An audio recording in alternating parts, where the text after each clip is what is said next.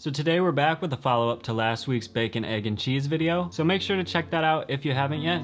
But today we're gonna be making another classic, the sausage, egg, and cheese. So just like the last one, this sandwich can be modified based on your preferences. So today I'm gonna show you how I like to make them, and I'm gonna show you how to get the most out of each ingredient. So let's get into it.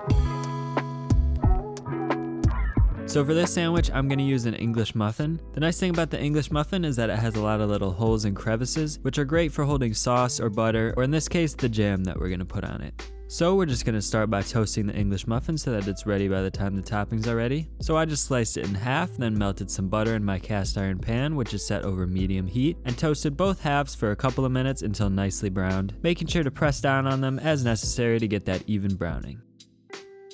Now we'll just set those aside for the time being while we prepare the rest of the toppings, starting with the sausages. We're gonna make our own sausage patties here, so you'll wanna start with some relatively fatty ground pork. I'm using 80-20 ground pork here, which works great. So I've got 8 ounces, which will make 4 patties. So for those of you who've seen my burger video, you'll start to see a lot of similarities here between the burgers and these breakfast sausage patties, starting with the fact that you want to handle the meat as little as possible to avoid packing it too tightly. So I just dumped all the meat into a bowl and then added the spices from there. So add about 2 teaspoons of dried thyme, 1/2 teaspoon of chili powder, 1/2 teaspoon of granulated garlic, about 1/4 nut or 1/2 teaspoon of freshly grated nutmeg, a few twists of some freshly grated black pepper, and about 1½ tablespoons of maple syrup, which is not only going to add some sweetness, but it'll help the outer surface of the patties to get nicely caramelized as they cook. Now just mix until everything is barely incorporated and form it into 4 equal-sized, loosely packed balls, and then add some salt to the tops of each ball. You'll remember from the burger video that we only want to add salt on the outer surface to maintain the tenderness of the patties. I filmed this after I already cooked 2 of the patties, so that's why I only have 2 here, but you should form them into 4 balls. Each ball should be 2 ounces. Now it's time to cook them, so heat your cast iron pan over medium-high heat until it's ripping hot. Then add 2 balls at a time, salted side down, and immediately smash them into the pan to spread them thin and increase the surface area in contact with the pan for maximum browning.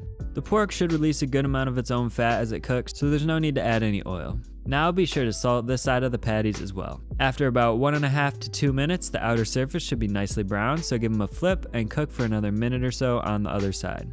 Once they're done, place the first patty onto your toasted English muffin, followed by a slice of American cheese and then the second patty. By sandwiching the cheese between these hot patties, it should be melted nicely by the time the sandwich is ready to eat.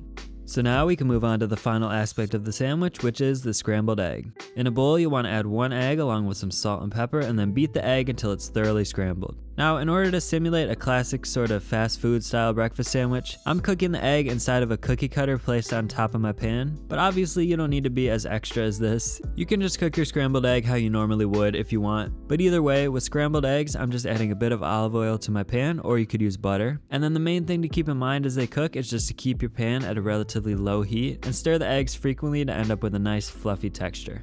In this case, it's a bit harder to stir within the cookie cutter, so I'm just sort of spinning my rubber spatula to achieve that same effect.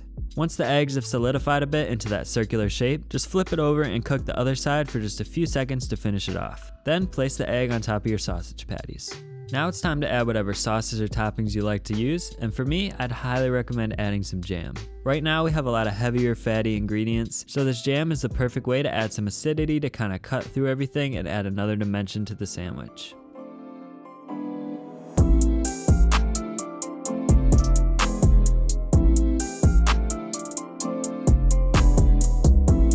So there you go. If you liked the video, please remember to hit the like button and make sure to subscribe, and also check out some of these videos right here to keep watching. I'll see you all in the next one.